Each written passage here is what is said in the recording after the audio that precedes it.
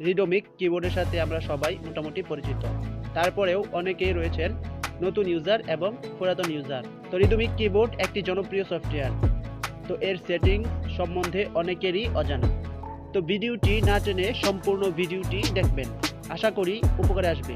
আর যদি ভিডিওটি দেখে একটুও কিছু শিখতে পারেন তাহলে প্লিজ একটি লাইক দিবেন অ্যান্ড চ্যানেলে নতুন হয়ে থাকলে সাবস্ক্রাইব করবেন।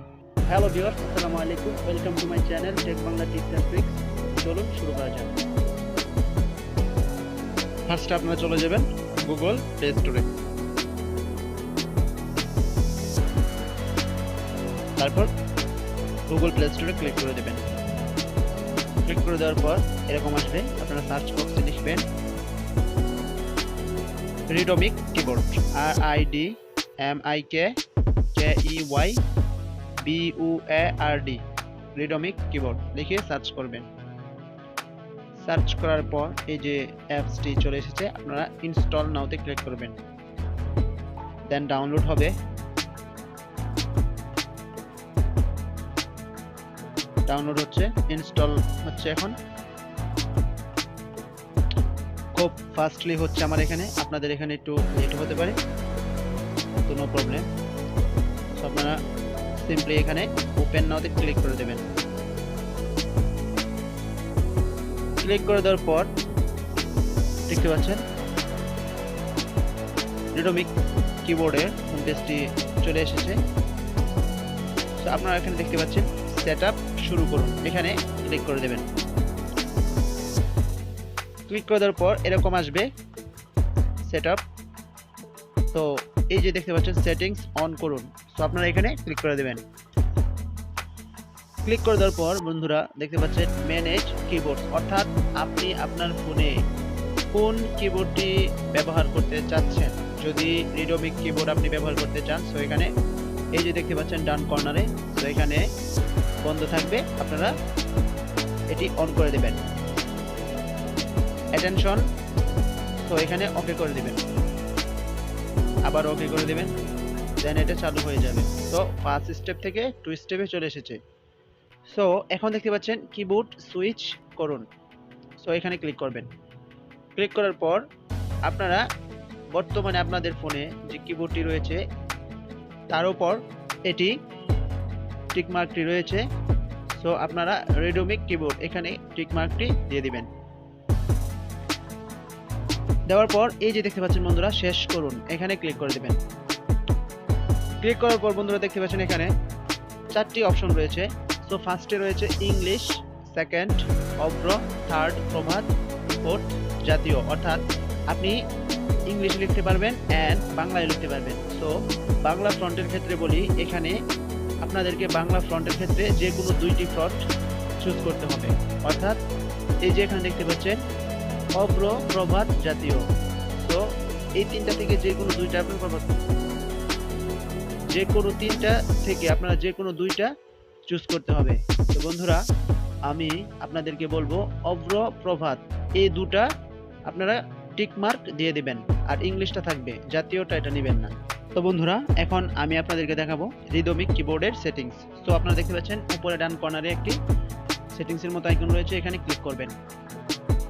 ক্লিক করার পরে এরকম আসবে, তো আপনারা দেখতে পাচ্ছেন উপরে একদম উপরে থিম নামে একটি অপশন রয়েছে, সো এখানে ক্লিক করবেন। দেন দেখতে পাবেন এখানে আপনাদেরকে অনেকগুলো আইটেম দেওয়া হচ্ছে, অর্থাৎ আপনি কোন কালার অথবা কোন ধরনের স্টাইলের কিবোর্ড পেজ আপনারা ব্যবহার করতে চাচ্ছেন, তো এখানে আপনাদেরকে দিয়ে দিয়েছে।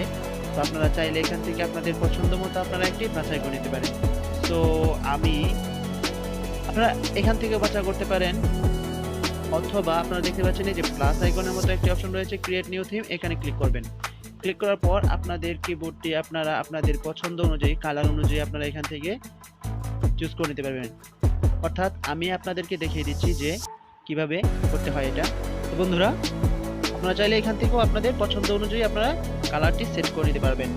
সো এই যে এখানে দেখতে পাচ্ছেন কালার প্রিসেটস, তারপর এই যে দেখতে পাচ্ছেন ব্যাকগ্রাউন্ড কালার, তারপরে আপনারা দেখতে পাচ্ছেন ব্যাকগ্রাউন্ড ইমেজ ব্রাইটনেস, তারপর হচ্ছে ব্যাকগ্রাউন্ড কেস, অর্থাৎ কেস ব্যাকগ্রাউন্ড, তারপর হচ্ছে সাজেশন বার।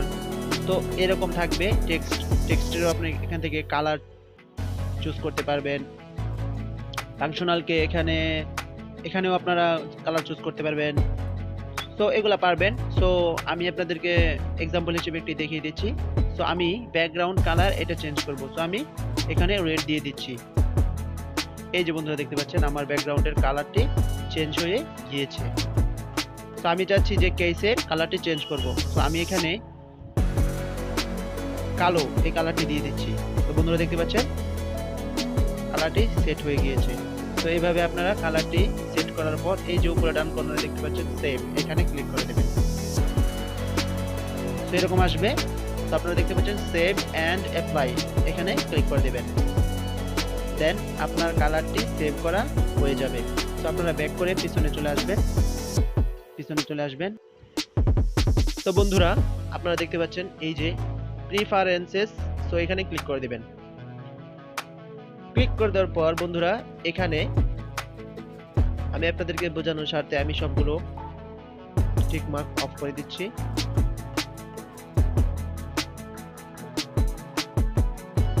তো আপনাদের এখানে কি কি অন করতে হবে সো আমি এটা বলে দিচ্ছি।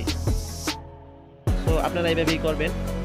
এই যে উপরে দেখতে পাচ্ছেন অটো ক্যাপিটালাইজেশন, এখানে আপনারা অন করে দিবেন। এটা ডাবল স্পেস পিরিয়ড এটাও অন করে দিবেন। ক্লিপবোর্ড রিসেট আইটেমস এটাও অন করে দিবেন।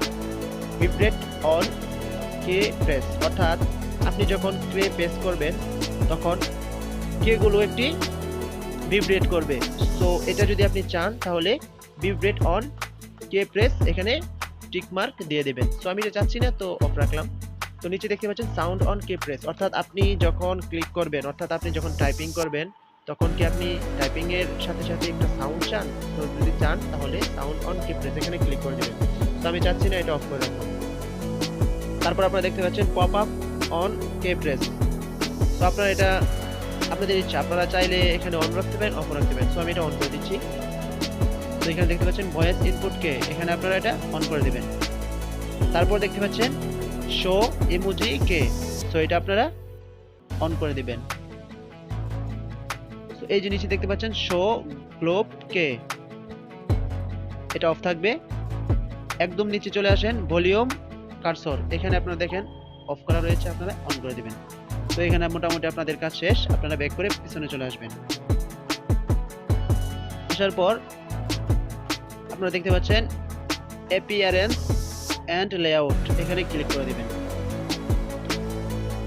ক্লিক করার পর এই যে দেখতে পাচ্ছেন এনেবল নাম্বার রো, তো এখানে আপনারা অফ থাকলে অন করে দিবেন। দেন লার্জ নাম্বার রো এটা অফ থাকবে। তো এই যে দেখতে পাচ্ছেন এনেবল কিবোর্ড রিসাইজিং, তো এটা যদি অফ থাকে আপনারা অন করে দিবেন। দেন আপনারা দেখতে পাচ্ছেন কিবোর্ড হাইট পোর্ট্রেট, অর্থাৎ আপনারা এই যে দেখতে পাচ্ছেন এখানে 100% দেওয়া রয়েছে, আপনারা এখানে ক্লিক করবেন। দেন আপনারা করবেন এখানে 80 করে দিবেন, অর্থাৎ 80%, 100-র মধ্যে 80 করে দিবেন। দেন ওকেতে ক্লিক করে দিবেন। এন্ড নিচে দেখতে পাচ্ছেন কিবোর্ড হাইট ল্যান্ডস্কেপ, এখানে ক্লিক করবেন। দেন আপনারা এখান থেকে 100 থেকে 80 করে দিবেন। দেওয়ার পর ক্লিক করে দিবেন। দেন আপনারা দেখতে পাচ্ছেন এনেবল স্প্লিট কিবোর্ড, এখানে অফ থাকলে আপনারা অন করে দিবেন। তারপর দেখতে পাচ্ছেন ফরসেট এন্টার বাটন, এখানে অফ থাকলে অন করে দিবেন। দেন আপনারা ব্যাক করবেন। এখান থেকে ব্যাক করার পর দেখতে পাচ্ছেন টেক্সট কারেকশন, এখানে ক্লিক করবেন। ক্লিক করার পর ব্লক অফেন্সিভ ওয়ার্ডস, এখানে আপনারা এটা যদি অফ থাকে আপনারা অন করে দিবেন। তারপর দেখতে পাচ্ছেন অটো কারেকশন, তো আপনারা চাইলে এটা অন করে রাখতে পারেন, অফ করে রাখতে পারেন। তো আমি এটা অন করে দিচ্ছি। তো তারপর দেখতে পাচ্ছেন শো কারেকশন সাজেশন, তো এটা অফ থাকলে অন করে দিবেন। পার্সোনালাইজড সাজেশনস, এখানে অফ অন আপনাদের ইচ্ছা করে রাখতে পারেন। সাজেস্ট কন্ট্যাক্ট নেম, এখানে অফ থাকলে অন করে দিবেন। নেক্সট ওয়ার্ড সাজেশনস, তো এটা অন থাকবে। দেন আপনারা ব্যাক করে পিছনে চলে আসবেন। দেন এখানে দেখতে পাচ্ছেন মোর ল্যাঙ্গুয়েজ, এখানে ক্লিক করবেন। দেন এখানে দুটি আপনাদেরকে ল্যাঙ্গুয়েজ দেওয়া হবে অপশনাল হিসেবে, আপনারা চাইলে অ্যারাবিক অথবা চাকমা এই ভাষাগুলো এই যে ডান কর্নারে দেখতে পাচ্ছেন ইনস্টল,